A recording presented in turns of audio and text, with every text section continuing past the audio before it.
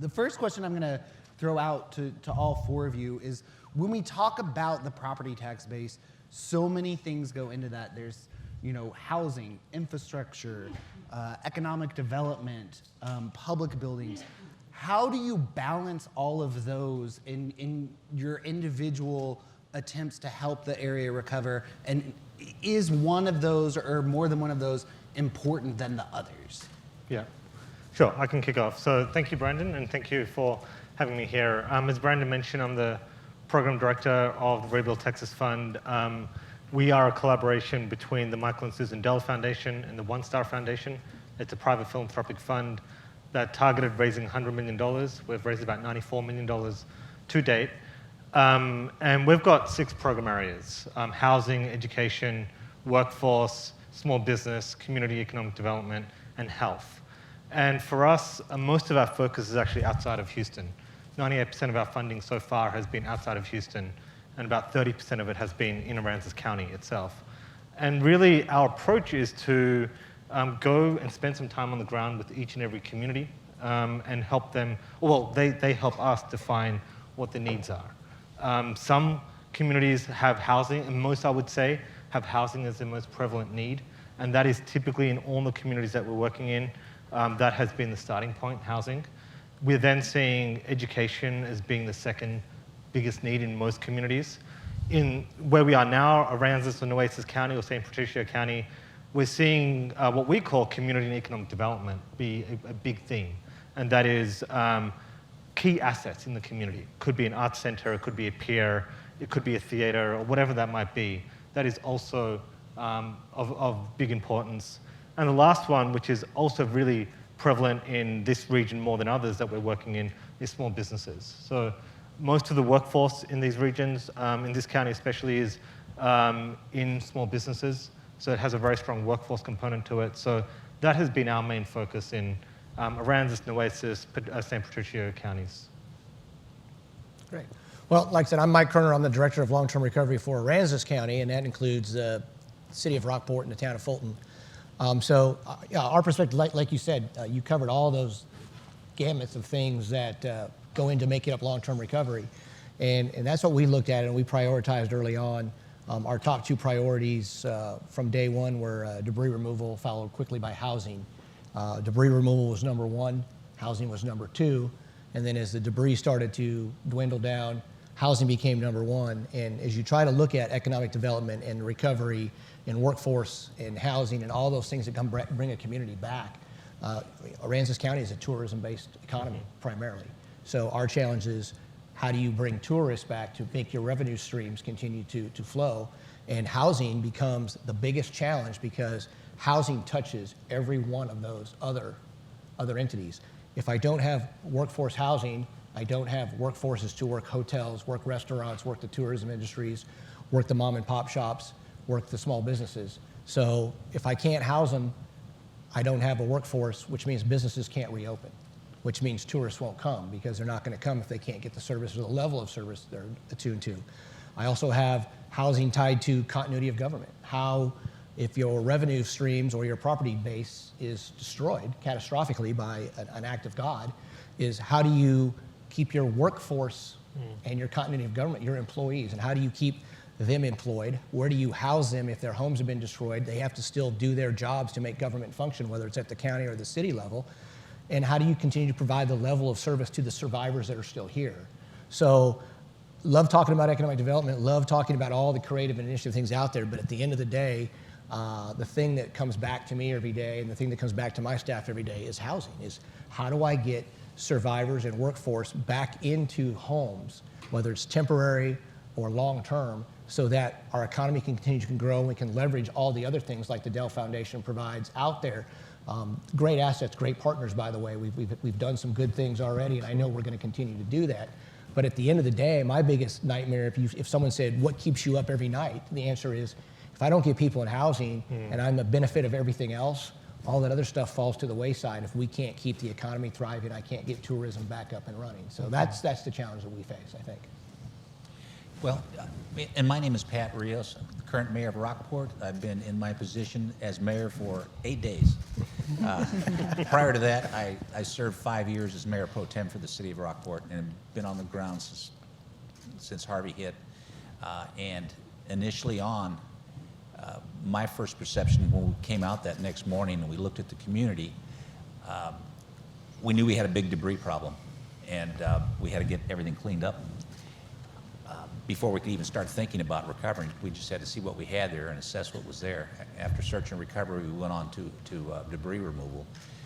But I kept saying from day one our problem was going to be housing, because we knew they were going to clean up the debris relatively quickly. I was anticipating lots of delays in getting people back into houses. I knew the community had basically left. We had 60% of our folks leave, and the previous economy for the city of Rockport, as far as residents, is a barbell. We have very little middle class. We've got people that work in the service industry, and we're primarily a retirement community. A lot of second and third homes, fishing camps, weekend folks that come down on a regular basis. But our workforce work in the service industries. They work in the hotels, they work in the restaurants. Again, we don't have major plants that they work at. So when these folks left, they had nothing to come back to because the housing was gone, the places where they lived. They were funded by FEMA, living in outside communities, living in Del Rio, Laredo, San Antonio, Austin, and their kids got put in schools there. Once they started to establish roots, they found jobs there. So they've been living there for about 9 months now, rent-free, or at least rent being paid. They've got jobs, kids are in school. They want to come back, but there's no home to come back to. So we're slowly bringing the businesses back online. Again, as Mike said, a tourist-based industry, that's our town. Once our hotels come back online, though, they need to get their workers back. There's no place for the workers to live. So now the dilemma is, do I set aside 10% or 20% of my hotel rooms to house my employees? Well, then I eat into my revenue because I can't charge them for that. Still working on it. One of the bright spots has been so many of the faith-based organizations have come into our town and helped repair and rebuild. People like the Mennonites, Habitat for Humanity, Texas Baptist Men, Good Samaritans, they're all Samaritan's Purse. They're there right now on the ground. And I apologize for those that I leave out, but there's so many to mention them, all of them. But they're able to help quickly because they don't have to go through the bureaucratic nightmare of funding and FEMA and SBA loans and all that. They bring their own funds, they bring their own labor, they bring their own material, and they're doing repair and rebuild right now, which is a tremendous help, but they're working on the folks that stayed there, not the people that left. So once we get our current population stabilized, they'll start working on repairing homes that were abandoned, and maybe we can get some of the folks back. So the first priority, I would agree, is housing. Trying to get everybody who has been displaced back into a house. And we're at the point right now where we are over the response and we're into recovery. So we're looking at long-term now, and it's not just getting people in homes. Last I heard, we had about 85 people that were still in TSA that were trying to get out. Mm-hmm. But we're also looking at areas, and it depended on where it got hit, what got most affected. Around here, it was definitely housing. But in other areas, for example, in Newton, Texas, Newton County, that was a lot of infrastructure issues. And we're looking forward into the future, it's mitigation. I mean, like it or not, we're hitting another storm season. I mean, we're going into it right now. And what can we do, the houses that we've gotten back online, the houses that are gutted, the houses that we've rebuilt, what can we do to prevent that from happening again? And so that has to be a lot of the infrastructure work that we're looking at not building homes in floodplains, areas that may not have been floodplains that now are, and ways of being able to kind of move around that and not put good money after bad. And I appreciate, by the way, you mentioned all those other bureaucratic agencies, but never did you mention HUD. That's right. And I don't know if it was just because I was sitting right next to you, but thank you. But we have been around. The partnership, I think, that you have seen as soon as the storm happened between Rebuild Texas and the GLO's office and HUD and SBA and USDA and FEMA, the local governments, the county governments, it was as if everybody kind of came together and said, none of us are an island and none of us can do this on their own. And we put together these strike teams and we went all around the state. And it's not good enough because, by the way, this recovery is not going to be a one-size-fits-all. Where some communities had some type of damage, other communities had water damage, some had lots and, well, Rockport, you had lots and lots of wind damage as well as water damage. And then some had infrastructure damage. So it was really important, I think, for the federal response and for the state response to go into these communities independent of them coming to DC or them going to Austin. But we actually stepped into those communities and met with the people, I love to say, once they're going to be putting pen to paper and writing their rebuild plans and saying, okay, what are your priorities as a community? Have you thought about that yet? What do you need to be able to recover? And by the way, a check is a really great thing to get. But before you get that check, how are you going to spend it? What kind of ideas have you put onto paper? What are the plans? What are the priorities? What order are you going to spend that money in? You're not going to rebuild a house if you don't have a road to get there yet. And you're not going to rebuild your road if you don't know how you're going to get your plumbing to that house. So all those things had to happen in steps. And working together as teams and bringing in experts from around the country and looking at some of these local officials who at the time have their constituents calling them and saying, I don't have a house, where do I go? And knowing that they may not have gone through, emergency management training, their whole life, they're not a professional, what do they need? But it was also, I think, important to not wait for the federal government to come in, but to try to figure out how to empower the local and the county level to be able to start thinking about those rebuild plans. Some did a really, really great job, and others, I think could probably learn a lot from you. So I'm hoping TML puts you up on examples of what to do. Best lessons learned from the storm. Mm-hmm. I mean, the communities that weren't prepared, why were they not? Or in what ways were they not? They did not realize that they had the power to plan. Mm-hmm. I think a lot of them just looked at it and were waiting for the federal government to come in and kind of take over. And in a previous life, I was the mayor of the city of Irving. So right before I came to my job at HUD, I was the mayor of Irving. So I was able to take off my federal government hat and put on my mayor hat and say, you're complaining that you don't have these things, but what are you doing? Do you know the questions to ask? Have you put together a team? Yeah. Where are your planning folks? Are you working with the county? Are you working with TxDOT? I mean, there's a lot of tools at your disposal right now while you're waiting for that plan in the GLO's office to come and divide that plan. What have you done? And if you need help, we're here to help you. But you don't want the federal government coming in and telling this is what your city's going to look like in 10 years. You know your folks better than anybody else, and you need to tell us what you need. Mm-hmm. Yeah, I couldn't agree more. That was one of the things. I think the jury's still out on whether Aransas County, Rockport, Fulton is a success or non-success, and I can speak only from the recovery part right now. We've heard both sides, but I think building on that was two of the key principles was we didn't wait. We put together a team of folks whose sole purpose was recovery.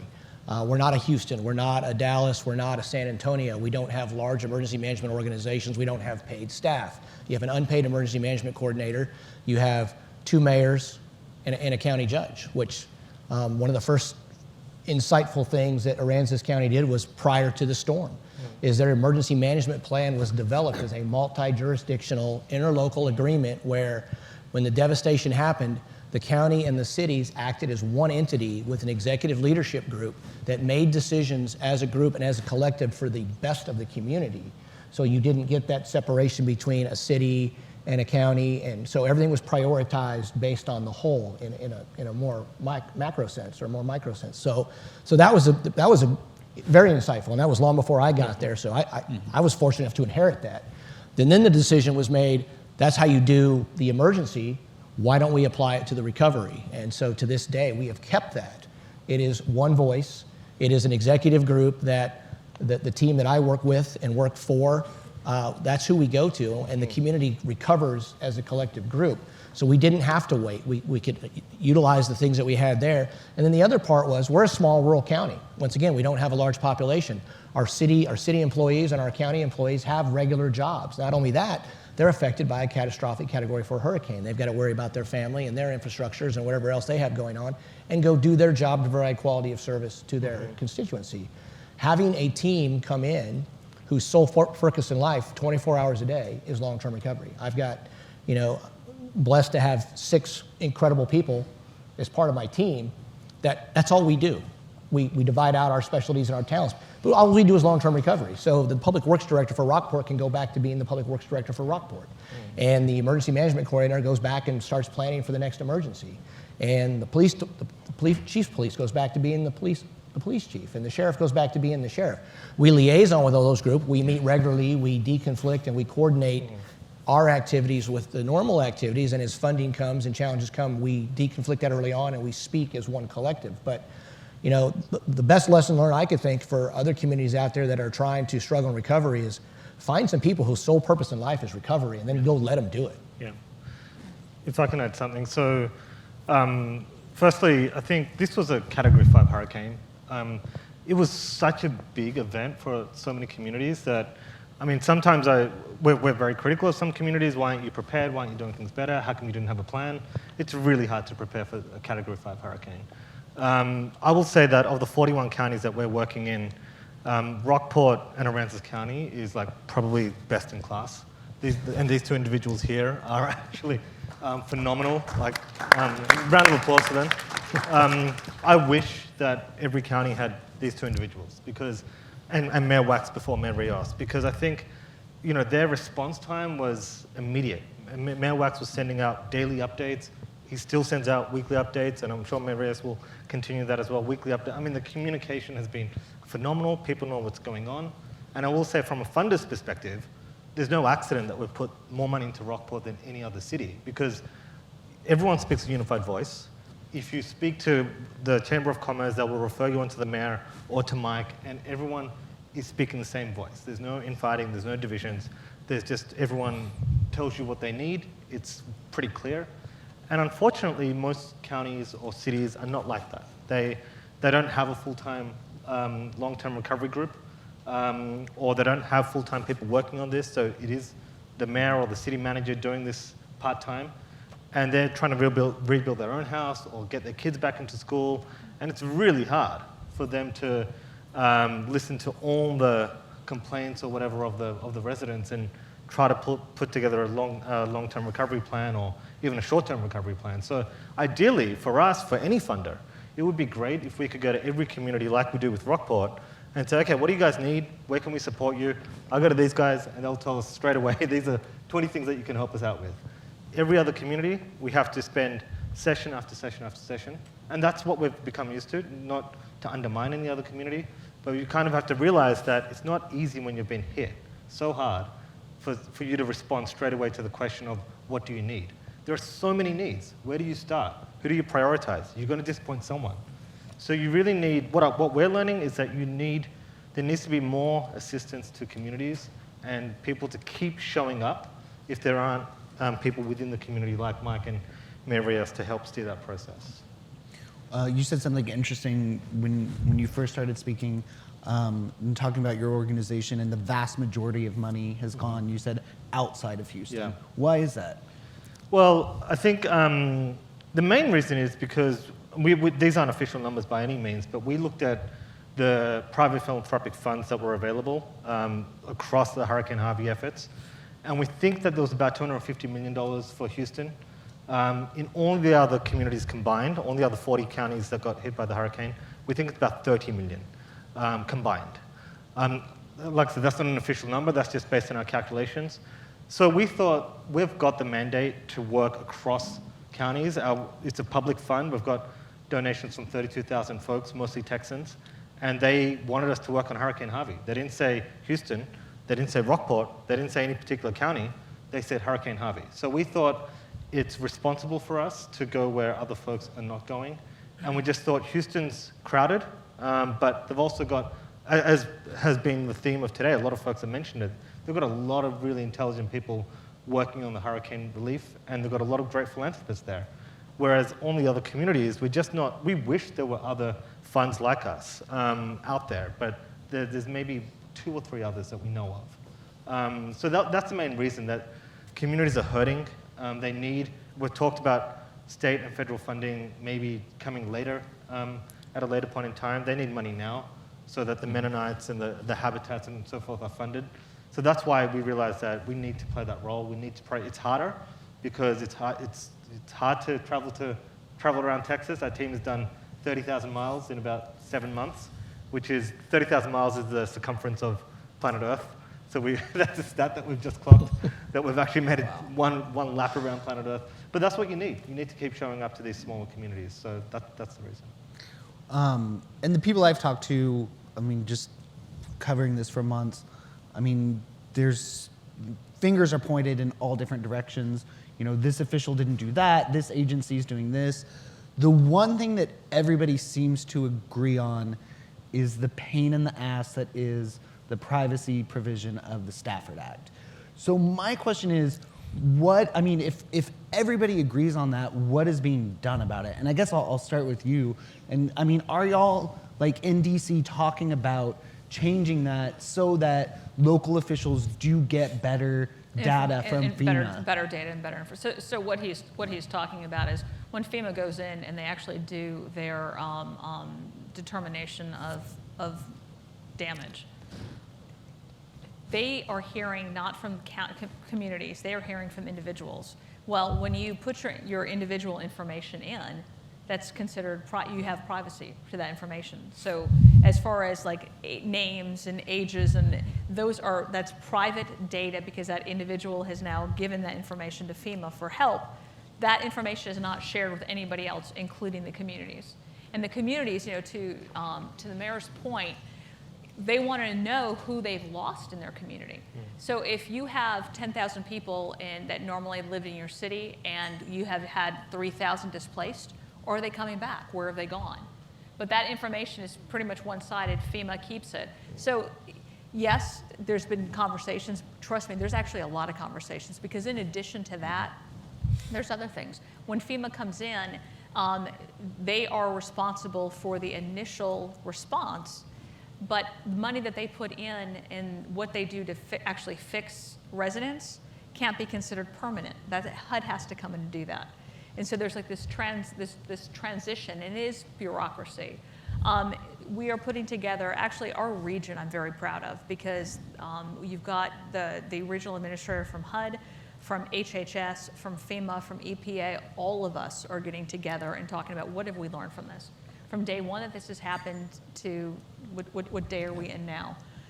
Almost 9 months 9 later, you know, what have we learned and what would we do better? There's a lot of conversation. Some of it's going to literally take an act of Congress to change, and others of it are policy changes. But we also have to think about the way that how we work as a community has changed. For example, are we using like an Airbnb model for disaster? We used it in California. When that happens and you have a community that loses a tremendous number of housing units and you have people who are displaced, is there an opportunity to be able to use technology? So if people have a house that was not damaged, but they have an extra bedroom with a bathroom, could they get TSA funds from FEMA to be able to have people that live in that community stay there? So you're keeping the dollars in that community, you're keeping the kids in that school district, and people are staying in that city. And they're being able to be by their home as it's get rebuilt. Those things are, as technology changes, those things are changing. We recently went to a session with IBM, and Mike, you were there as well, looking at blockchaining and how we can use that information to get a lot of more immediate help to survivors. So yes, those conversations are happening. Technology will be a part of those conversations, and the fastest that we can get it back, obviously, if it's corrected cheaper, that's better for everybody because you have more money for the next damage that happens, as well as the next individual. Have there been any members of Congress who have said they, would carry legislation that, would loosen up some of the privacy restrictions, at least just for local officials, just for y'all to have? We've discussed it with some of our elected officials, and they've all nodded and said yes, but I'm not aware of any bill that's been crafted yet to address that. But it would help. Again, we're not even notified when a manufactured housing unit comes into the community, when it comes in or where it's installed. So we don't know where it's been put. And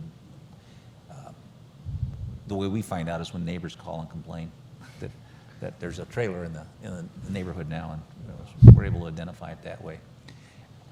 But one thing that we stress with our staff is that this is our recovery. We own the recovery. We look to our partners on the federal and state side as resources, and that's understanding that they're not here to give us anything, but to help us, guide us, and then make whatever their particular expertise or whatever's in their silo, they make available to us. So we have to make sure that this is our recovery. Get a team like this put together and let them do that, because we still have our work to do. Like Mike said, we've got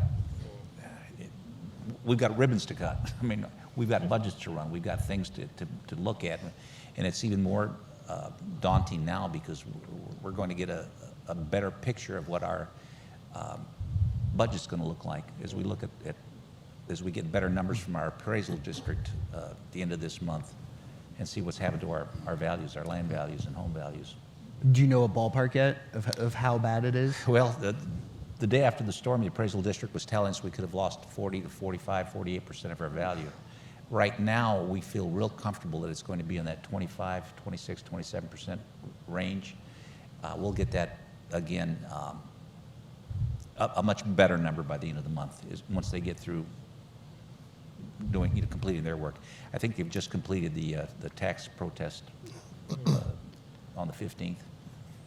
Put that 25% that the mayor just said into perspective, though. So if you're a local government and you're trying to figure out with that 25% loss in your tax base, how are you going to fund the government and keep it going forward? FEMA has a program. It's called Community Disaster Loans. They've been very generous and come down and have talked to our community leadership for both the towns and the county.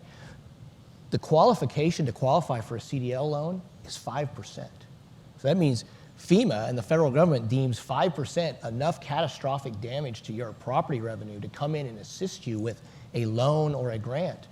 25% is monumental if you're looking at that. So that's what leadership faces here. And then they face the challenges of getting back around to the private property and the private information business. We worked through that, and that was always the leadership's biggest complaint, was not so much all the other data that's collected in there, but if you're coming in and putting temporary housing in the community, where are you putting it? Where are these people going to be? What preparations do we need to have in order to make that work? So, You just lost it? Yep, I'll just talk really loud. So part of that was the frustration in it, and it's exemplified in a story, which just makes it so ridiculous, is one day, I think we lost all of us. I think we were all off. Yeah. We'll just keep talking really loud. So the one day, the greatest example of bureaucracy at its finest and why data matters was when they were coming in to place a mobile home unit for a family of survivors that had qualified, done their due diligence, they had the plot, they had the land. Here comes the contractor to put the mobile home unit in, and they can't get down the street and place it because there's debris all over the property. So the first thing they do is they call me and go, well, why wasn't this property cleaned and prepped before we put the house there? And my so eloquent answer was, did you even tell me you were putting one there? I think I used some more colorful language at the time, but the point is we have to work together, and we've gotten there. And all that took was it took two things. It took understanding that the Privacy Act is a law, and there's ways to get around that. There's privacy release forms. We used to use them in the Senate and the House all the time. So Aransas County just created their own. And we had people sign that, which gave us some legal cover to be able to do some of those things. And more importantly, it was going back to FEMA and GLO and saying, here's why I need this data. And I don't need it all. I just need an address. I just need a location, and I need a time. And I had to personally had to go sign my life away to FEMA and be vetted and deemed worthy to where now we can get that data. But I am the only person in the county, not the mayors, not the judge, who gets access to that data because it's encrypted. And all I can see is an address and a home, which suits me fine. But you can work through it. but it's, and I learned this from Beth the first time I met her. Is she goes, this is how the federal government works. You ask them 11 times and let them say no, and then on the 12th time they finally say yes. So we've I adopted that. deny that I ever said that. Yeah. So we've adopted that. So 12 is the magic number. We will ask until someone either gives in or kicks us off the planet, and we'll continue to do that.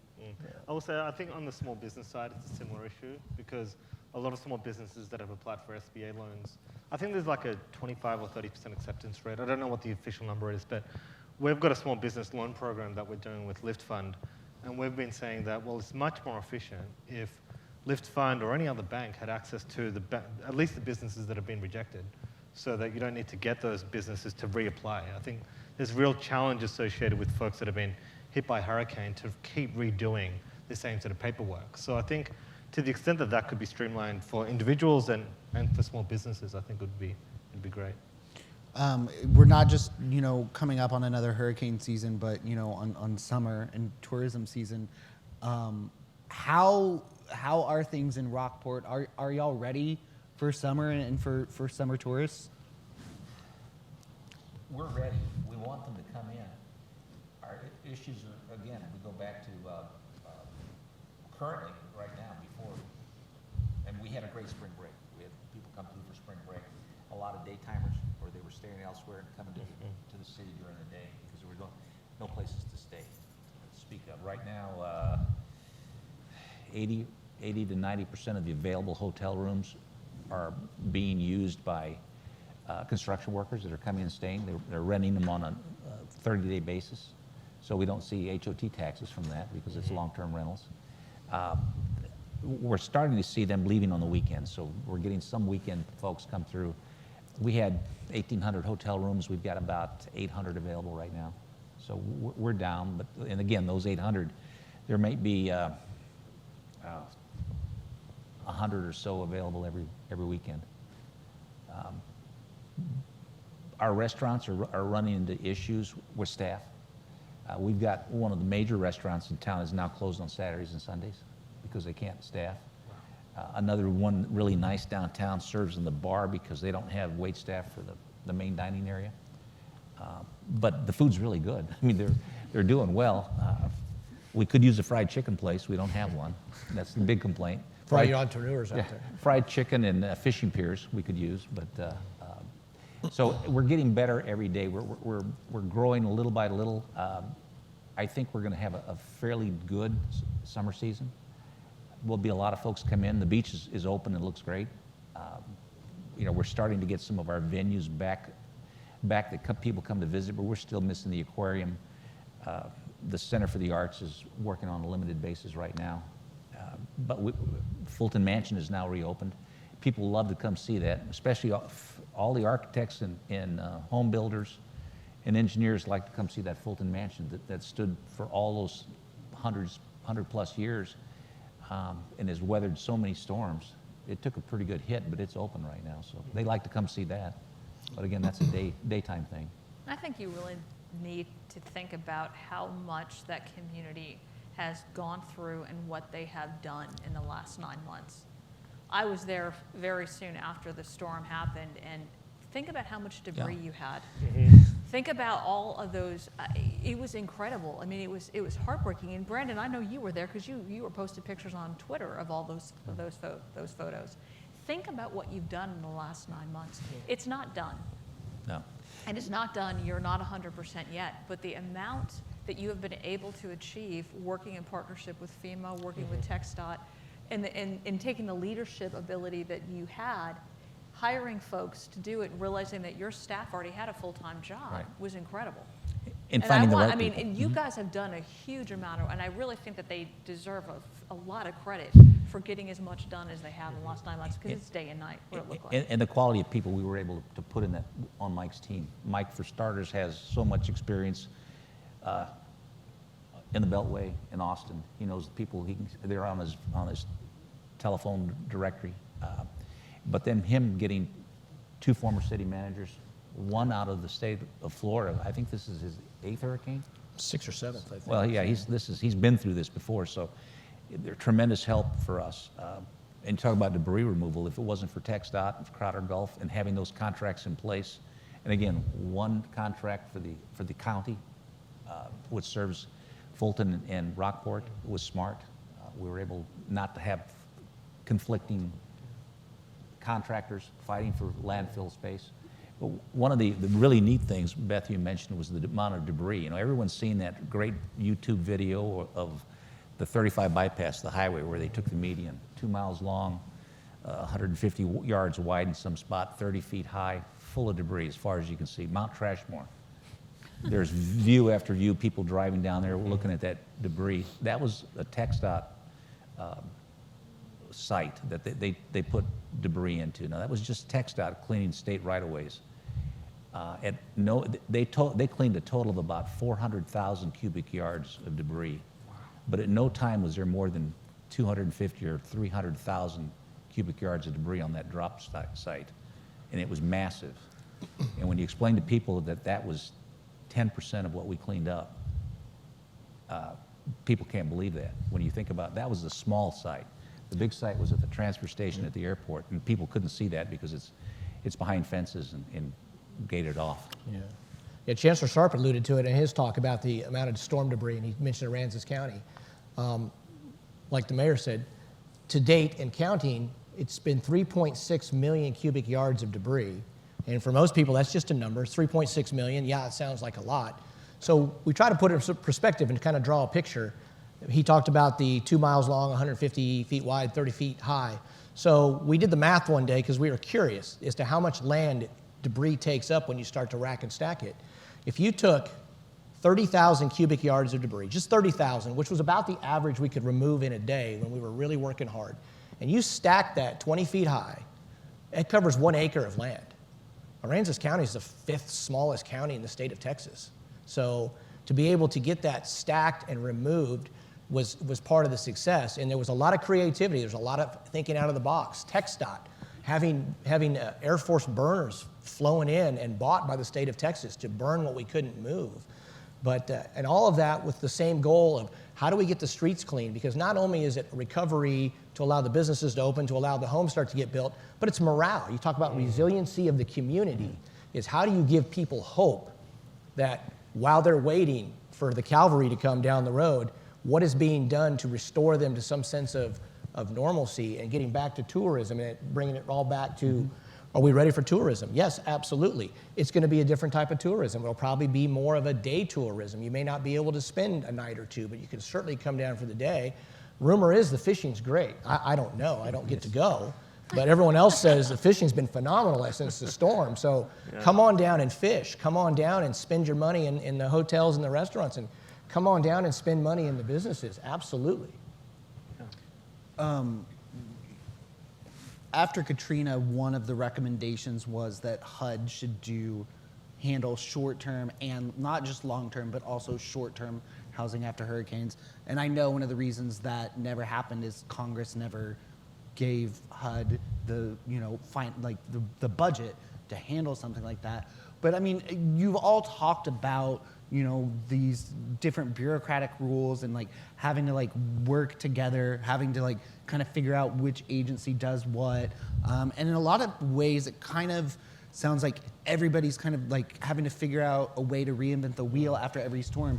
I mean, is doing something like that, having one federal agency handle housing after a storm, do y'all think that would be a much more efficient process and would get people back into their homes quicker? So the reason why, after Katrina, the reason why it was given to one agency was because you had all that mad dash of all of the SBA coming in and duplication of benefits. So if they accepted benefits from one department, you couldn't accept it from another. And that all came in and it was crazy. It was mass chaos. And so what they learned after that was, okay, there will be one agency that it's in charge of response, and that all of the other agencies will work with them. And that's what we do right now. So FEMA is that agency that's in charge of response, then HUD comes in and does recovery. But I mean, even before this storm happened, we were having meetings with FEMA. I was calling up mayors. I talked to CJ Wax before the storm happened. I talked to Houston, Beaumont, Port Arthur before the storm happened. because what we're doing is we are assisting FEMA to try to get folks into temporary shelters. We were having meetings with the Texas Apartment Association and with the local apartment associations. What availability do you have? We were working with our public housing authorities to worry about, rehousing our clients that were in public housing that was damaged. So there's a lot of communication going on, and every time we were in the shelters and we were in the joint field office. And from day one, we started having meetings with all of the departments every month, talking about how they all fit together and what they work. And from the outside perspective, it does seem chaotic because there's a lot of talking voices going through, which is why when I got in there, I was thinking from the perspective of a mayor or a local official. It's too much. There's way too many different touch points, and who do I call? And FEMA has that one number that you call, and that's what you give to the residents that have been affected. But as far as the planners go, that was the thought behind those meetings. Those disaster strike team meetings, was bring everybody together at the table from all of the different federal agencies, from the state, from the local, get them all at the same table in that community to hear what their needs are. Because I have made it similar to trying to get a loan to college. If you're looking for a college grant, you have to be very, very specific about what your need is. And if you're looking through every single thing that the federal government offers, you could spend the rest of your life doing that. And you may only be able to take advantage of one or two grants. So bringing everybody together at the same table gave them an opportunity to say, these are our priorities. And HUD may only fit in 5% here. SBA may be able to fit in 10% here. But what can we do to get you back on your feet? And it's not necessarily going in and saying, what do you need? Right. But 5 months after the fact, we were hoping that communities, you're going to be the ones that know, okay, this neighborhood always floods out. And by the way, this business employs 500 people in our community. It's our #1 community partner. We need to worry about where those folks are staying. It's the communities that are looking at those priorities and are helping us to determine that. FEMA, especially right after Harvey, where did they go, right?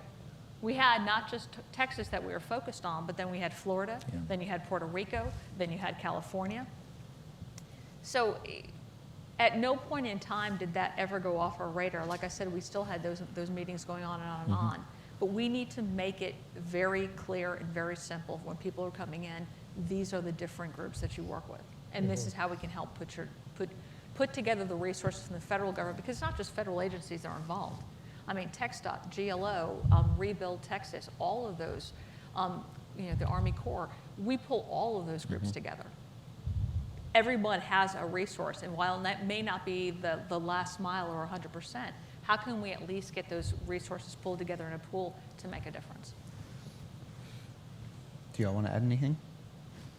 I mean, would it be easier for y'all if you had one agency to work with, at least on the housing recovery side, instead of, two different federal agencies and a state agency doing short term and then long term? I don't think that's the issue per se. I think what Beth said is the issue is knowing who to go to for certain things and sort of navigating that labyrinth that is the federal government. It's helpful. It'd be nice to be able to have, just like the quarterback has on his wrist, his little play card would be, okay, it's this housing related thing, I call this number, or I call this number, and have that ready Rolodex of things to do. It doesn't matter which agency it is to me, but I think the challenge with having multiple agencies sometimes is that the rules and restrictions for those agencies sometimes are counterintuitive.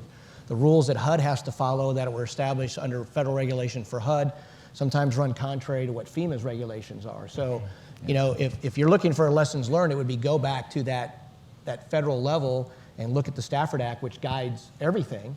It's now 30 years old. It probably doesn't leverage technology like we have now and doesn't allow for the flexibility, maybe. But also look at those CFRs, those federal regulations, and go, where do they butt against each other, and how could we make them swim in parallel? And then once you get that figured out, when you come into a community, go, here's your playlist, here's who you call. And we probably spent a lot of hours just going out, well, not only which agency do I call for that, but which department within that agency has jurisdiction or has the authority to say yes or no.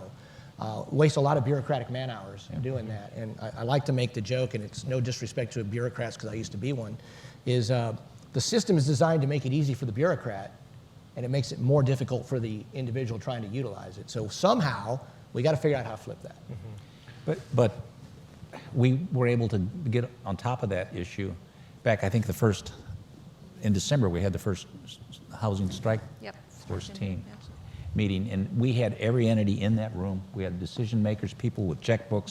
Brandon was in that room too. And people that knew, they were experts in their area. That's a big advantage as opposed to, because I think if you had one entity you'd go to, they'd have to take all those pieces of each group and combine them, and you'd still have departments within one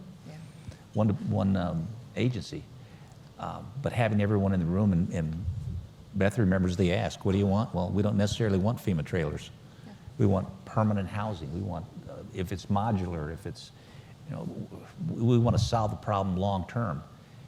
Using the example that worst case scenario, manufactured home can cost up to $200,000 to manufacture, transport, and install. We had your team put together a working plan to put in 850 to 1,400, 1,500 square foot homes, windproof, hurricane-proof, modular, build them, what is it? 10 days. 10 days. Build a house every 10 days, put them in place. In 18 months, you're not faced with that trailer going out and leaving your people right back to square one. And we could get them done for between, $85,000 and $115,000. And they would go on the tax rolls, what the trailer never does. So there were a lot of advantages, and we presented that to the team, and it was the good thing that came out of that was FEMA actually said, that's a really good idea, we've got money, but we're not allowed to do that. And everyone went down and said, all the way down to the GLO, it's all we can do is install temporary housing. Yeah. But they started thinking about the next step, and I think that's where we're going to end up. It's going to take a while, but I think this is going to be a model for future recovery and future storms, because we've been working so hard at the next step. Well, the modular homes is one solution, but 3D printing of homes as well. well. Yeah. Oh, yeah. A card was stuck into my hand when I was with Secretary Carson in Houston and Beaumont right after. And they came and they said, we can do it for a fraction of the cost, we could do it in 10 days. And it's one of those things that sounds a little bit too good to be true. We're going down to Austin next week to go look at a neighborhood of those homes that were created with 3D printing. And, is it cheaper? Can they get it done? Can they get it done quickly? And is it permanent? I mean, those trailers cost a lot of money, a lot more than you would think, because part of the cost is not just the cost of the trailer, but it's actually transporting it there, hooking it up, getting all of that, and then removing it. And by the time it's removed, it's typically trashed anyway, and you can't reuse them. So what can we do to take the money that you would spend on a trailer, which is very temporary, and put it into permanent housing? And to your point, we do have to look at, one, new technologies, but two, ways of being able to work with the agencies, I think, in a more effective manner. So I've hit the time limit on my questions. Do we have any questions from the audience? We do have a microphone up here if somebody wants to come up and ask.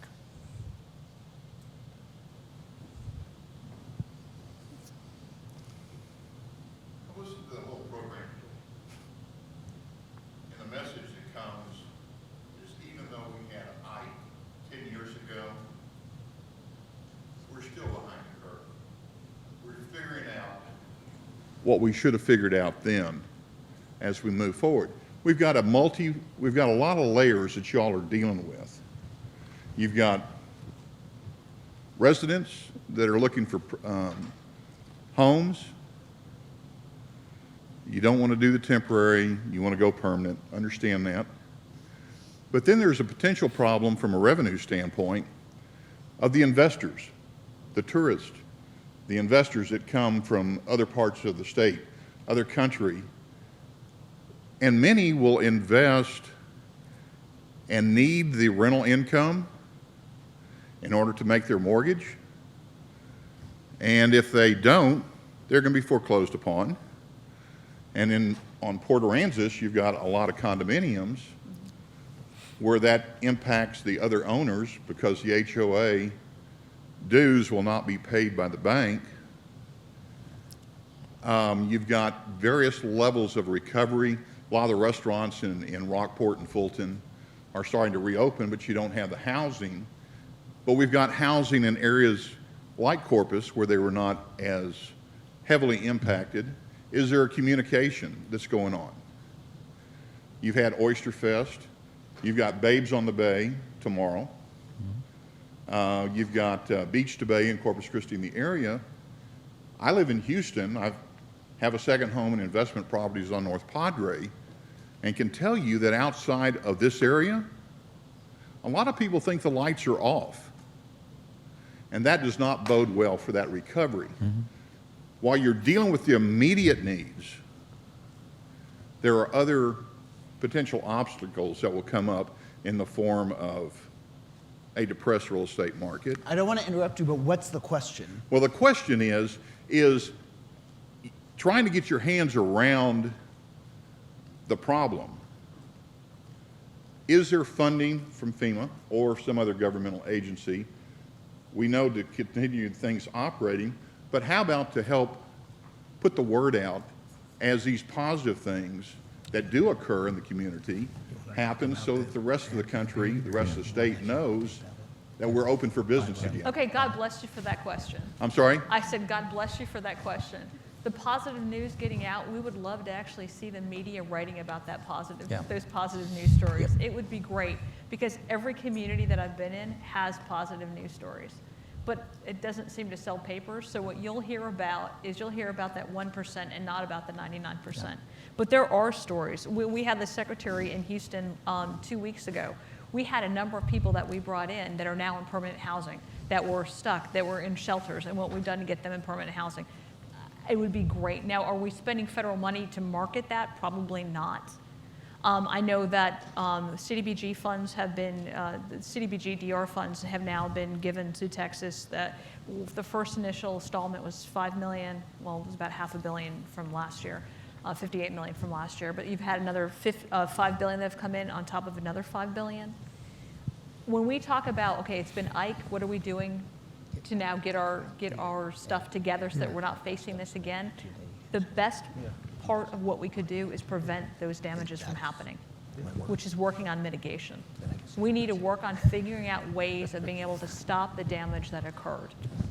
And that, to me, needs to be a focus, and that is the focus of a lot of the communities is, okay, we know that this street is gonna flood out. What can we do to raise the level of the street? And it's not sexy. As a mayor, hey, I raised this road 6 inches, re-elect me. But that might be all the difference in the world to entire neighborhoods, whether or not they're going to be flooded or able to get in and out. But mitigation really is the key on what can we do to prevent. We can't control the weather, but what can we do to control the damage that happens to it? Well, and while you're taking care of your residents' needs, which is paramount, there are others that support the community, and I'm just asking because the government's taking care of it. Yeah, we've actually started our campaign to get the good news out. Last month, every year we have something called Spring Fling, where the Chamber of Commerce invites in sports outdoor riders from all over the state. I published Texas Outdoors Journal for 27 years. So were you at Texas Outdoor News Radio? So I'm real familiar with Diane Probst. And okay, were you what at all Spring do. Fling this year? Not this year. Okay, No. we had a great turnout again. We've been getting great stories from riders all over. It started that weekend. David Sykes put out a couple great articles, but they're everywhere right now. They're coming from magazines, newspapers, and we really appreciate that. But right now we're getting ready to kick off our next campaign, which we've got up to $500,000 in advertising money made available through a grant donation. And we've actually got George Strait is going to do the voice for us on commercials. We've been previewing that. I think if you go out to the Rockport Fulton Chamber of Commerce site, you can actually click on and see the TV commercials and hear the radio ads that are going to run. But we've got to be careful. We want to make sure we run them when we can have people come and we've got places for them to stay and things to do. The last thing we want to do is have somebody drive in from Austin, spend a weekend, have poor service, can't find a hotel room, and go back and in the lunchroom tell 10 people that they had a terrible time, don't bother coming. Sure. So it's all timing. It's all a matter of handling that. One final comment, and Okay. I'll give it to somebody else. Coming from Houston, people are amazed when I call the boiling pot and say, how busy are you? And they said, we're not. And I said, I'll see you in 40 minutes. And they go, you're going to drive 40 minutes to come eat here? I said, absolutely. There's people in bigger cities that will make that drive. You have communities, again, that does have housing that's available, and you know, reaching out. I know everybody's wanting their piece. I've talked to your counterpart, Jimmy Kendricks. Sure. They want their piece, but as we go through this recovery, embracing your neighbors to help, have them maybe stay not in Rockport, but elsewhere, but still enjoy what's going on in Rockport or other areas. Thank you. Thank you. Does anybody else have any questions? Okay, well, that's time. I just want to thank all of our panelists for being here today. I want to thank all of you for being here today. And I also want to thank our sponsors for this event. Thank you all.